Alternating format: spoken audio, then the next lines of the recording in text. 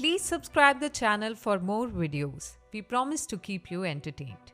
Because Rentaro risks his life every time and she can't help him in any way.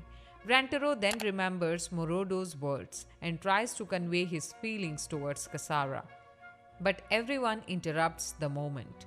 Later, they cheer for their new team and everyone lays their trust on their leader, Rantaro Satomi. The next day, Rantaro and Kasara conduct a test for their students where they have to write about their dreams. Matsuzaki thanks them for doing this for his children. When Enju completes her paper, she writes about her dream of marrying Rantaro and kissing him every day. Later, Tina also does the same thing and he gets really frustrated by these girls. Rentaro then takes the girls on a trip to the Flames of Return. In the past, there were two big battles against the Gastrea and Tokyo. The second battle of Kanto was fought from the Flames of Return. He also tells them about the Genin festival, where people set sparky balloons to fly in the sky to honor the death of the soldiers who lost their lives in the second fight. The children then have a small meeting, after which they approve Rentaro as their teacher and some of them tell him that they want to marry him.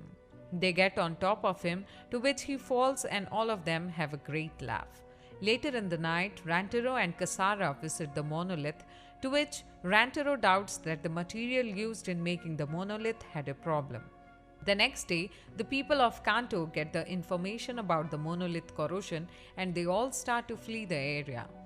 Rentaro, as he is walking by, finds the same blind girl at the same place getting beaten up by a mob.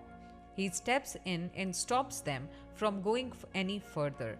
After returning to his camp, Kasara receives the info about the monolith construction, which was made by none other than her big brother Tendu Kazamitsu. Enju and Rentaro then leave for school while leaving Tina and Kasara behind as they were sleeping. After they reach the school, he gets shocked and emotional at the same time. Some people who hated the cursed children dropped bombs on the area and killed all the girls. He goes to confirm their bodies and sobs at their death. He stops Enju from seeing the bodies, but she pushes her way in and starts crying after seeing all the bodies of her dead friends.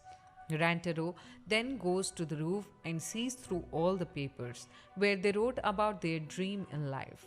One wanted to become a teacher, another to own her candy store, and other to be a bride, a florist, and then all the papers fly away and he sits there depressed.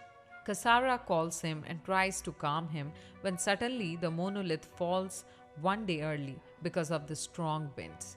He grabs Enju and they both now once again have to fight with Gastrea. All the troops are now prepared for the Gastrea attack.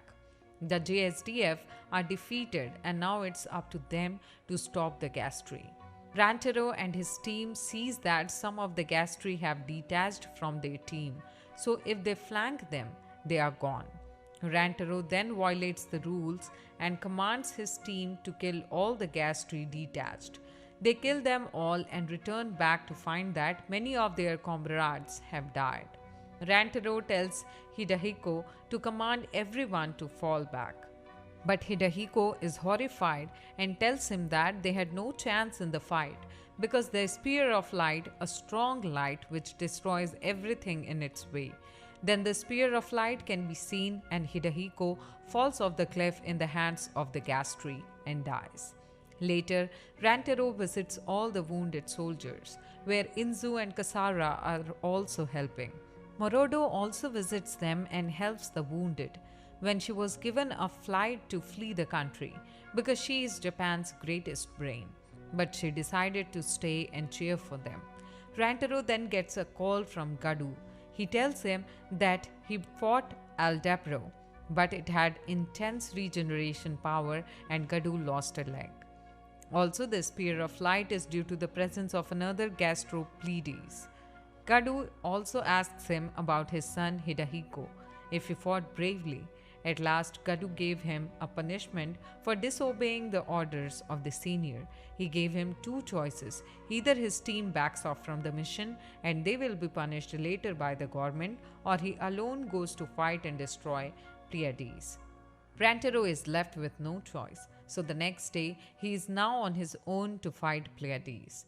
Kasara tries to stop him, but he didn't listen to her.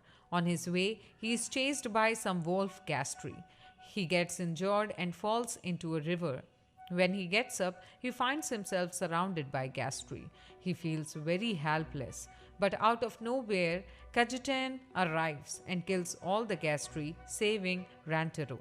Later, Kajetan gave him bandage and medicines, but Rantaro cannot trust him as he keeps his gun pointed towards Kajetan. Kajetan assures him that he won't harm him and will instead help him defeat Pleiades. Please subscribe the channel for more such videos and let us know in the comments about your favorite part of the video. Thank you for watching.